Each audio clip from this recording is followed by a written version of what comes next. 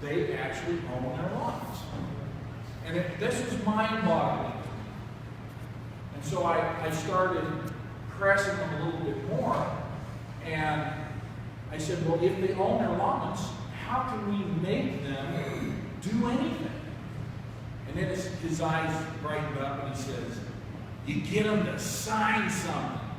Then you got it. That's exactly the way he put it. And to me, it was like, wow, this is a huge paradigm shift right here. They own their lawns. How, under what law? And he says, well, the Stock Raising Homestead Act, for one. Thank you. Stock Raising Homestead Act. And so I said, wait a minute, I never even heard of that law. Stock Raising Homestead Act. I never even heard of that law. And I said, well, what other ones? Well, at that point, we're sitting in his office, and we're in the big Forest Service office down in Phoenix, Arizona. And, you know, he looks out the door, his door's open, and he looks around like, this is top secret stuff. We can't be talking about this. And he suddenly realizes, no. He says, well, never mind. He doesn't want to talk about this anymore. But of course, at this point now, my mind is running 1,000 miles an hour. So what is all these laws? I got to look this up. I got to find out about this. So I started looking into it myself. And about this same time, there was a rancher in Nevada named Wayne Hage. I don't know, any of you ever heard of Wayne Hage? Okay, a couple of them. He wrote a book called Storm Over Rangelands. I highly recommend it.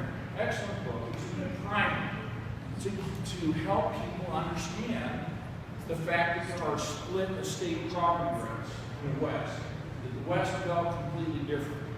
And so I was in this very curious mode. I wanted to know more. I wanted to know the truth. And that's what was important to me. If ranchers have rights, exactly what are those rights? What's the source of those rights? Where does it come from? That's what I wanted to know. So I did not start out. My wife likes to annoy me, okay? And she tells me I was as good a bureaucrat as all the rest of them when I first started on this. And she's already said, yeah. My wife was raised in a ranching family down in Arizona. They had a 235 section Desmond Ranch down there. It was about half BLM. And when we got married, she said, okay, big boy, you got a wife to support now. What are you going to do for a living? And I said, well, I don't know. Maybe I'll go down and get a job at the BLM or Forest Service.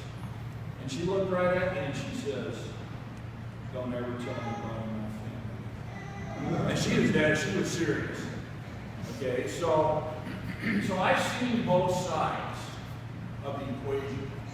And so when I went into this research, I just wanted to know what are the facts.